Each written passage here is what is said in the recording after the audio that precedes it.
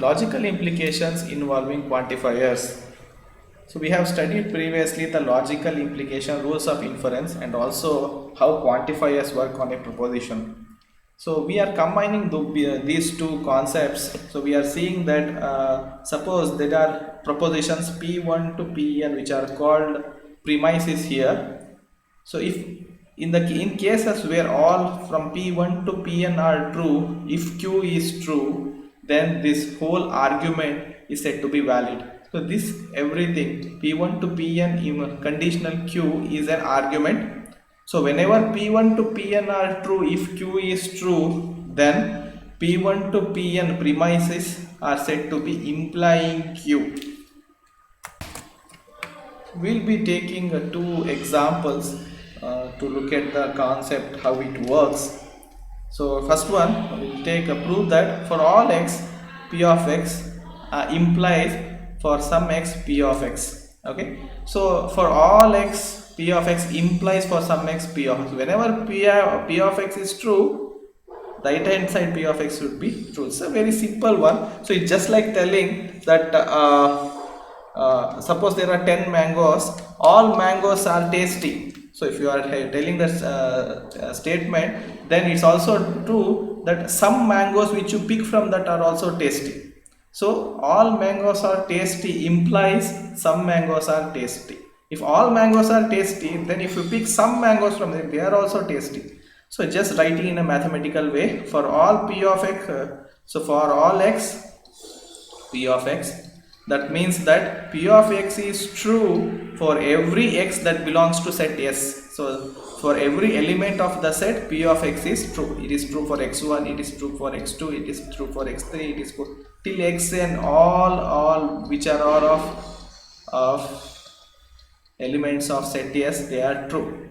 That means if you take some one element, some arbitrary element, for that also p of A is true. Okay, so instead of x1 some variable x variable, we are taking one element, one mango we are taking. If that is the case, that the first mango is also tasty, p of A is also true. If we take some element from set S, for that also p proposition p is true. That means that p of x is true for some of the elements of the S. Means if there are 10 mangoes and if all are tasty, that means that at least one mango is also tasty. So that's what we are writing for some x p of x. Okay, so it's equivalent to saying, so again if we take the example of mangoes, if all mangoes are tasty, then at least one mango is also tasty. That implies. Okay, so here also we are taking another example for all x p of x or q of x is equal to p for all x p of x or for some x q of x. So we are taking here for all x p of x and for all x q of x. That means what? Suppose take x equal to a.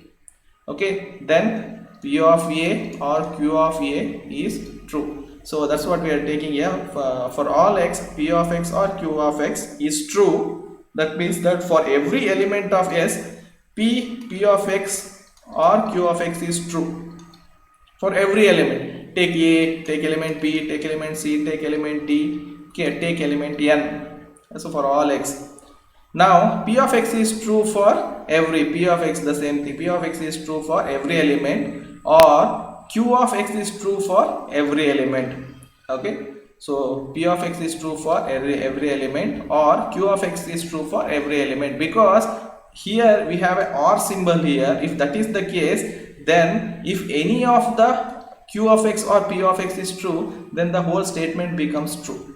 Okay, so p of x is true for all x, p of x is true, or for all x, q of x is true. That's what we can write. So if any one is true, then the whole condition, or statement becomes true, compound statement become true.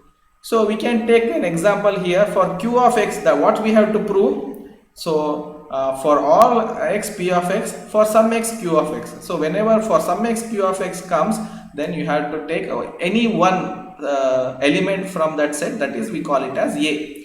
So same logic which we used here in the first problem, we'll do it in the second problem for q of x, that because we want here for some x. So q of x is true for every x belongs to S. So take x equal to a, then q of a is true for an element which belongs to S. So that means that for some x q of x. So for all x p of x, we don't have to change anything because that's what we want. So for all x q of x, so we are for some x q of x. See, first we have proved here for all x implies for some x. So we want to imply here, we have for all x q of x, we can imply straight away for some x q of x using the results of first problem.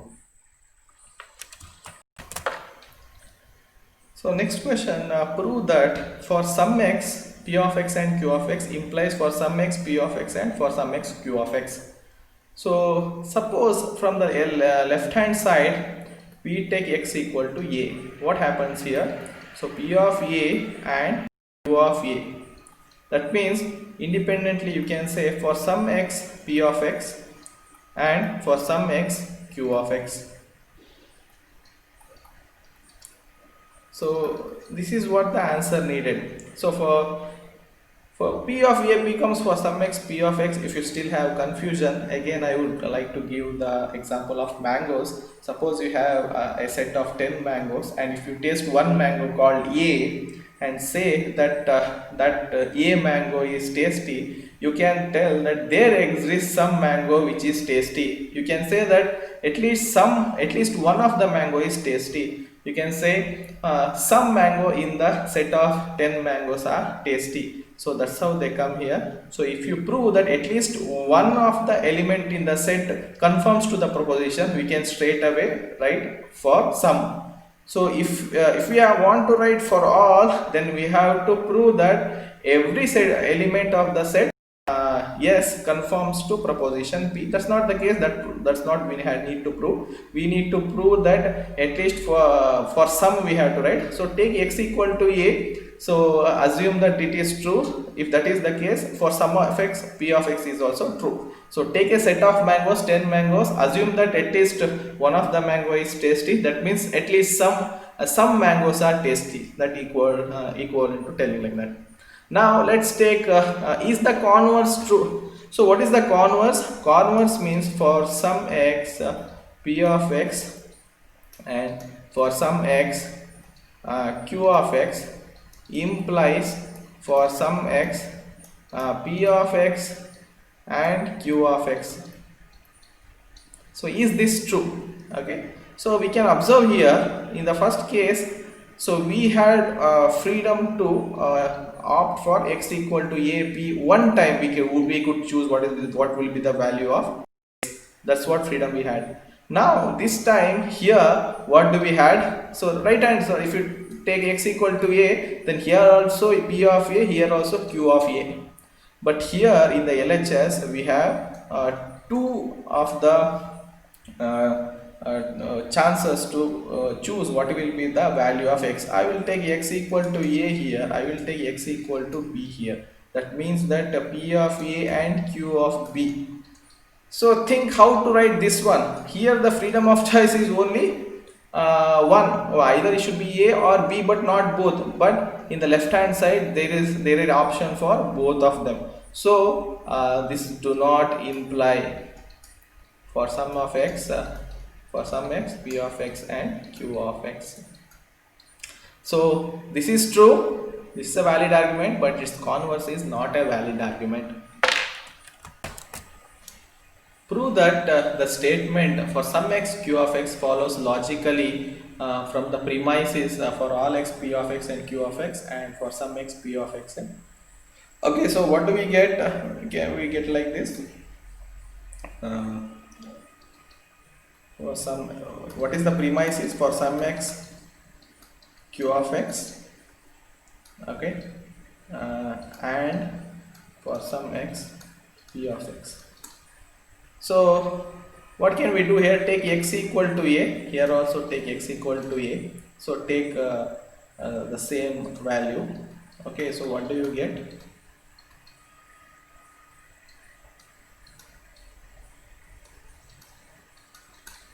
P of a.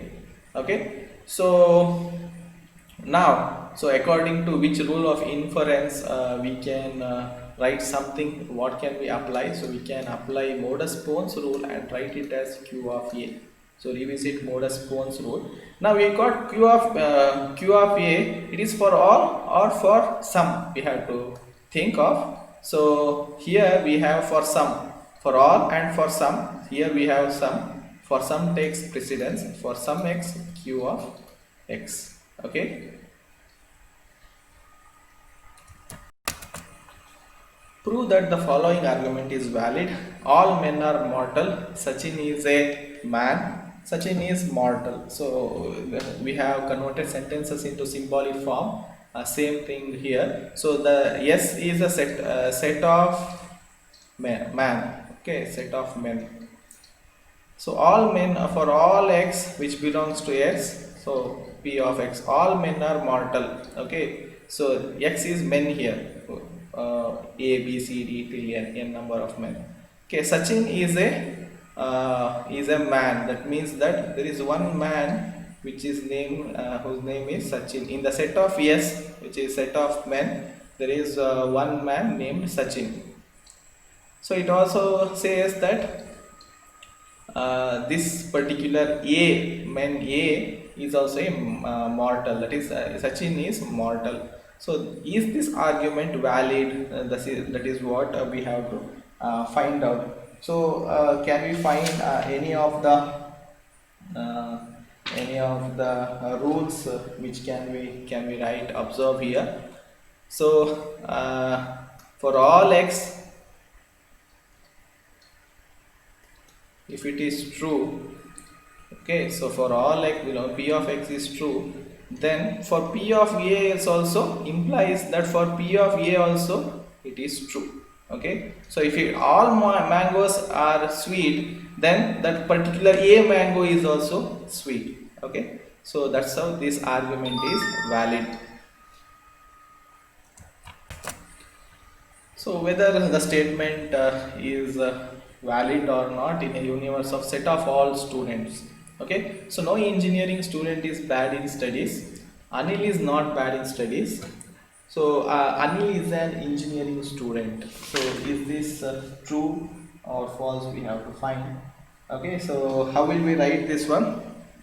So p of x, how it will be? So no engineering. So we have a set of engineering students who may be bad in studies. Okay, so there is a set. We can write p of x is a p of x equal to x is an engineering student. The quality is q. X is bad in studies because x is not in bad in studies is also there. So that's how we can have p of x and q of x.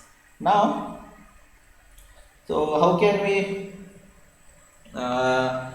write our argument now? For all x means all students who are engineer, if they are engineering students, then they are not bad in studies. So that's how we are writing that one. Okay, so all students, so if they are engineering student, then they are not bad in studies. So Anil is not bad in studies. So Anil, we are taking one particular student, that's why it is q of a. So Anil is an engineering student. So if p of a, therefore p of a. Whether this is a valid argument or not, we will need to find.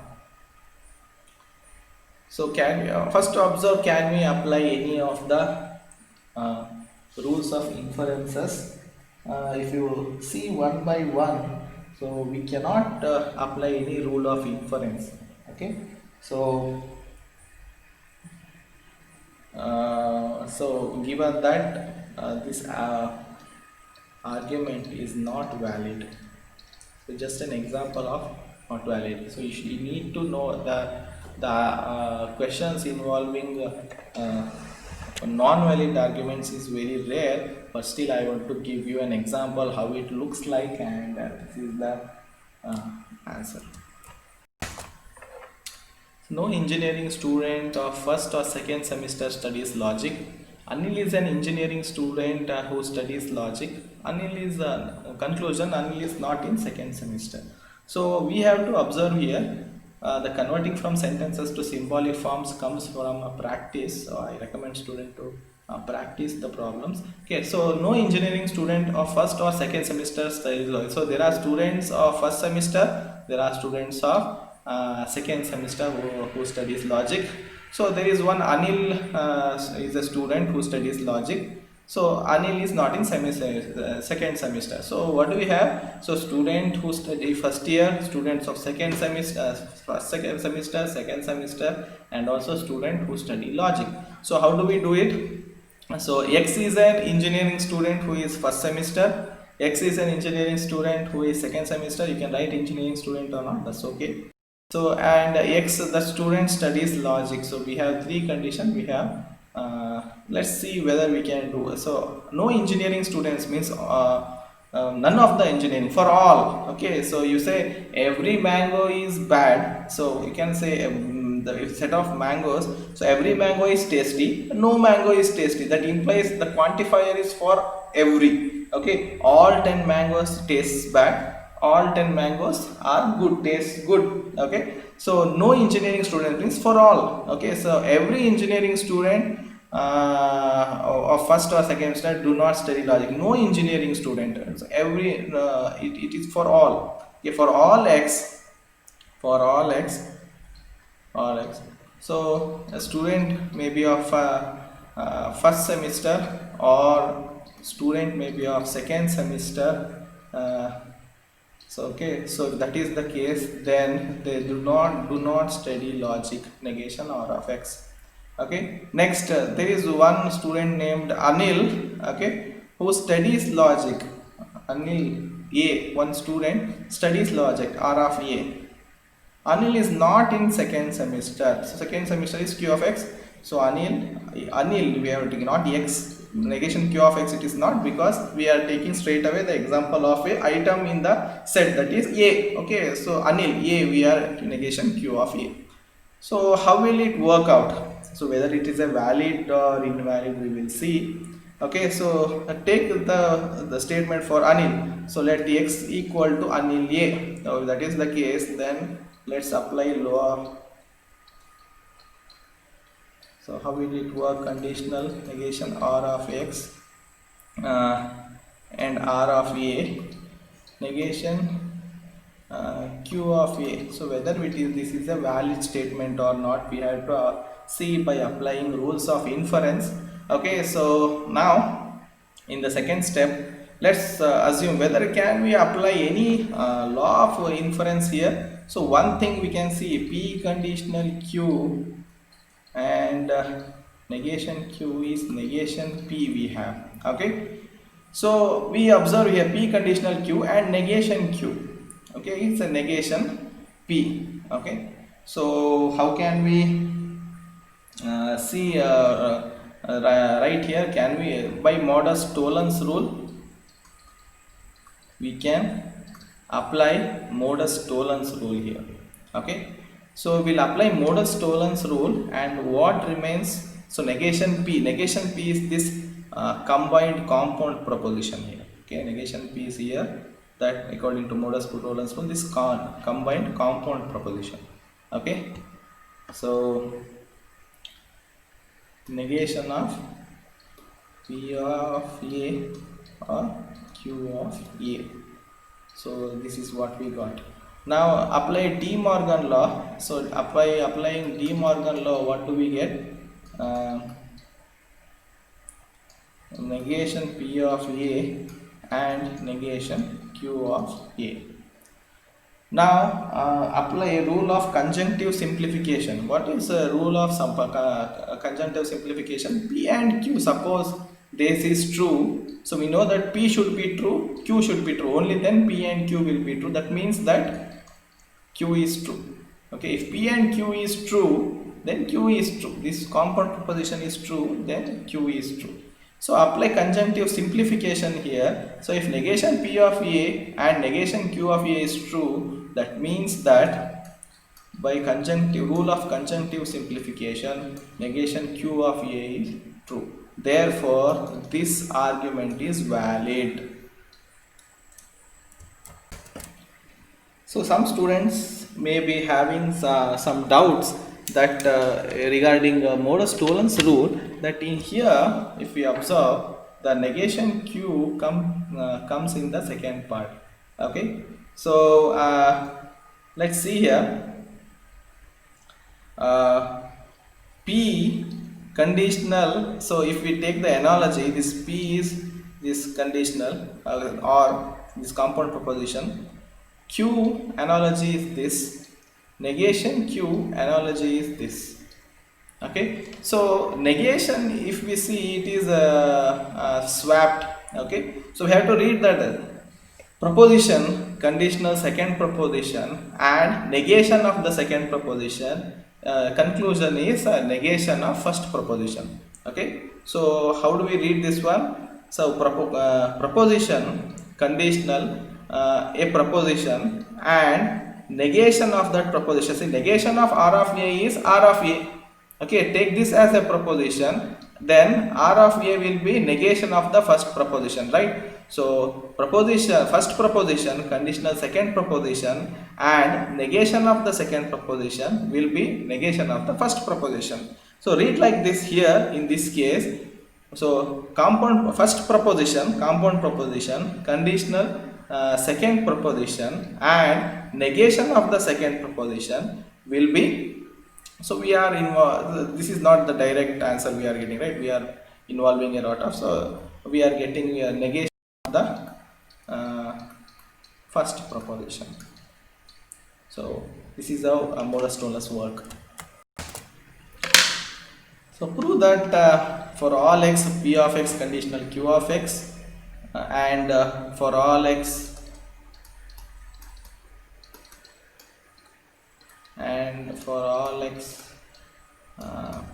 Q of x conditional R of x.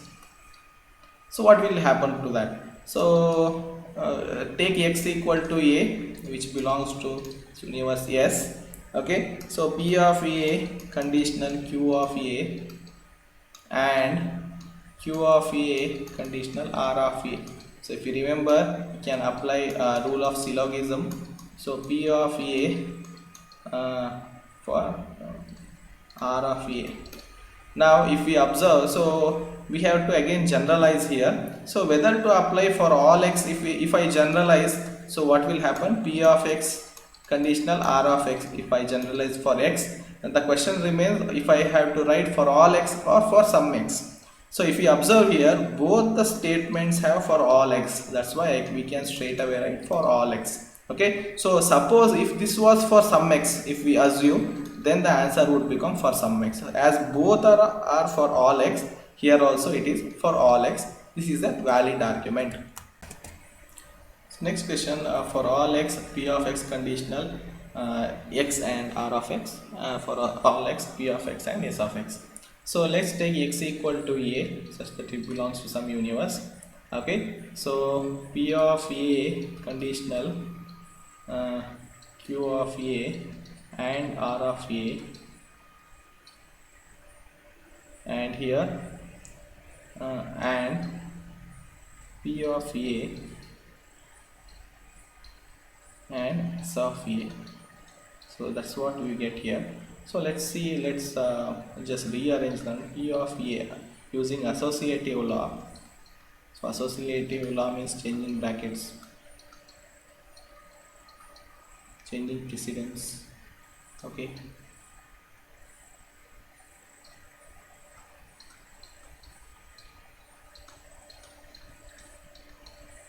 S of A. So observe modus ponens rule. So P conditional Q and P. Okay, so P of A conditional second proposition and P of A. So P conditional Q and P. So what do we get? Q, that is this Q of A and R of A. Okay, So Q of A and R of A, and S of A remains.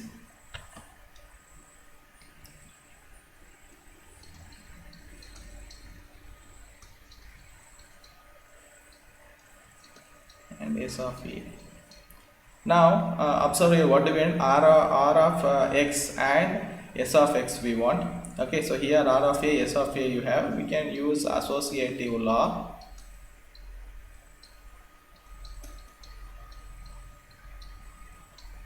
Okay, so we have conjunctive simplification. You have and here. So if Q of A and this compound proposition is true, that means that this compound proposition is true. We have and here. So for this whole compound proposition to be true, all the components of the compound proposition should be true. So by use of conjunctive simplification, so if you are not remembering, just revisit what is a rule of conjunctive simplification. By rule of conjunctive simplification, R of A and S of A we can write. So after that, so we will generalize R of X and S of X. Now whether to use for all or for some. So how, which one, if we observe here, so both of the statements contain for all X. So therefore we can write for all X. So let's straight away take X equal to A. So P of A or Q of A and negation P of A and Q of A conditional R of A. So what do we have? So P of A, Q of A, and so we will write, we have the result P conditional Q is logically equal negation P or Q. We have that, right? We will do it now. So negation P of A.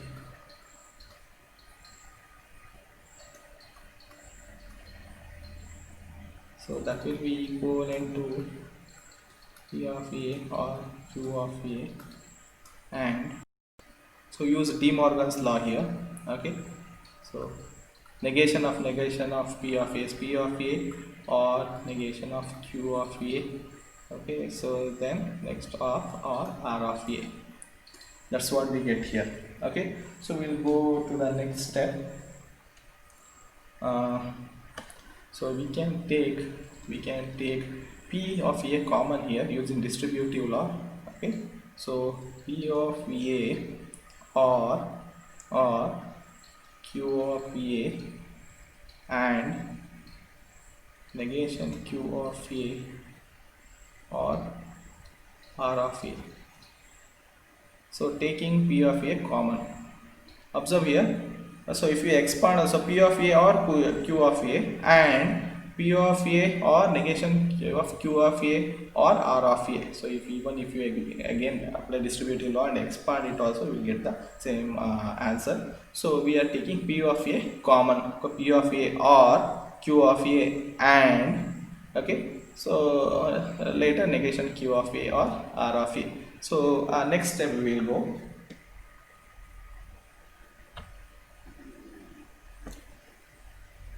So next step will be P of A or Q of A and, okay, so what are we getting? Negation Q of A or R of A. So this is what we got, okay, after taking P of A common. So what will happen to this P of A or so Q of A, like, so negation of Q or R will be logically equivalent to Q conditional R. Okay, so what can we write here? Okay, Q of A conditional R of A. So this is what we can write. So what rule we can apply here? So we can apply modus ponens rule here. Okay, so what are we applying here? Modus ponens rule. P of A, P conditional Q and Q implies P. Okay, modus Pohn's rule. So what do we get? So q conditional r and q will be r, right? So r of a will be remain. So p of a and r of a we have, okay, p of a or r of a. So we have here p of a or r of a. So what can we do here now? So rewrite this one, p of r of a or p of a. Okay, so r of a or p of a will be logically equivalent to negation r of a conditional p of a. So this can be equivalent. So suppose if we convert back negation of r of a or p of a, right? So it will be again r of a or p of a. So we are writing here negation r of a conditional p of a. We have got negation r of a conditional p of a. So if we generalize that one, we get negation r of x conditional p of x. Now whether to use for all and for x, for all or for some. So both the statements have for all, so we can easily use for all. Statements with more than one variables. Instead of first it was p, then became p of x. Now we have, it can be p of x comma y. Okay, the rules of inference are all the same, that does not change, only that we have more than one variable, that is the difference. Okay, so p of x comma y, so in the statement of p we get two variables, that is the only difference. So we'll first go for p equal to 2 comma 4. So that means what? 2 square greater than or equal to 4. Okay, so this is x, this is y.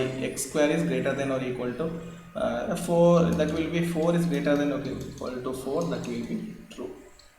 So we will go for second one, p of minus 3 comma 8. So how will we do it? Minus 3 whole square will be greater than or equal to 8. So this will be x, this will be y. Okay, so 9 greater than or equal to 8. So that is true. So third one. So p1 comma 2, let's find the first truth value and then do the biconditional. So that equal to 1 square greater than or equal to 2. This is x, this is y.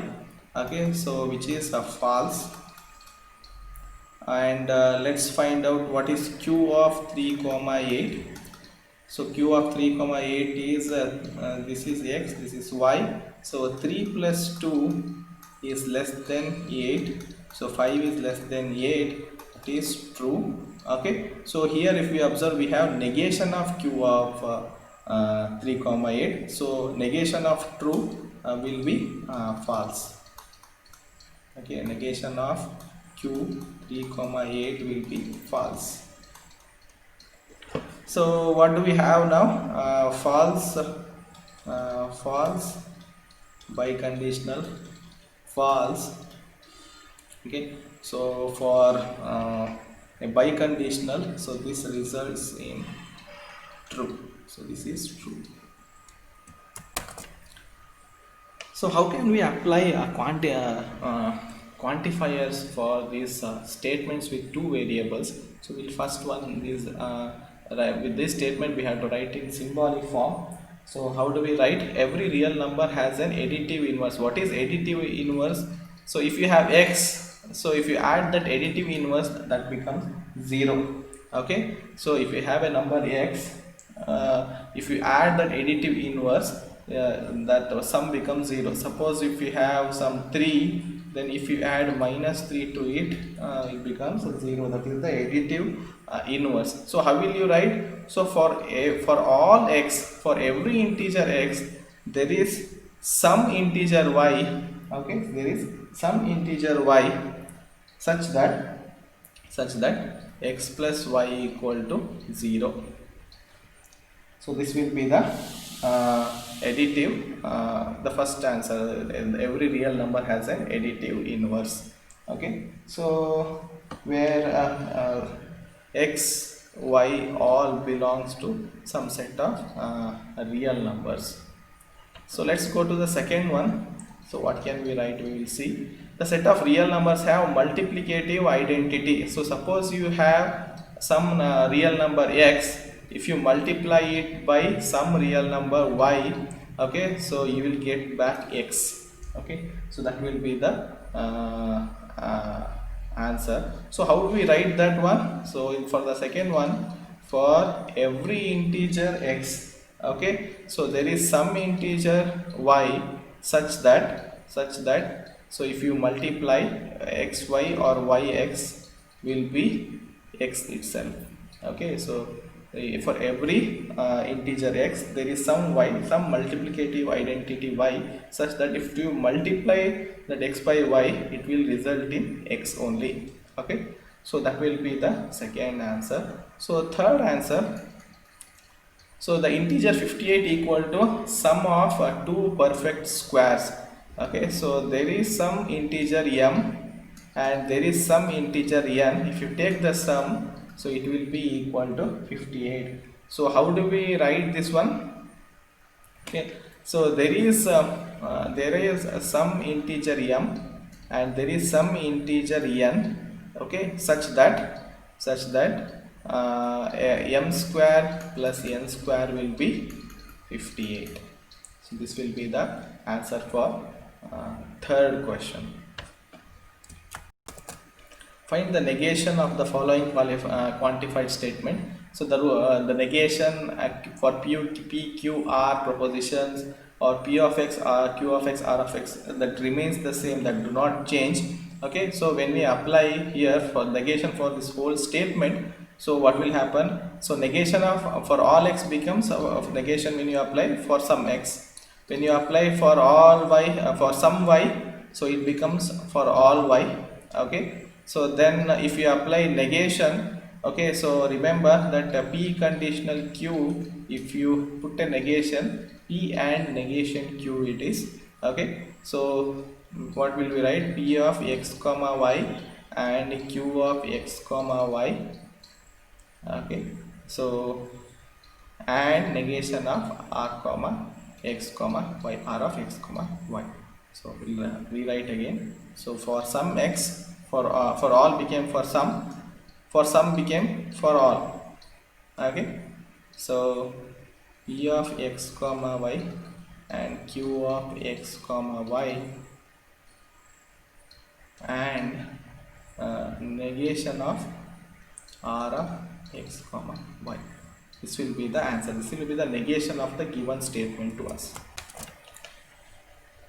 So the arguments involving quantifier statements which involves two variables.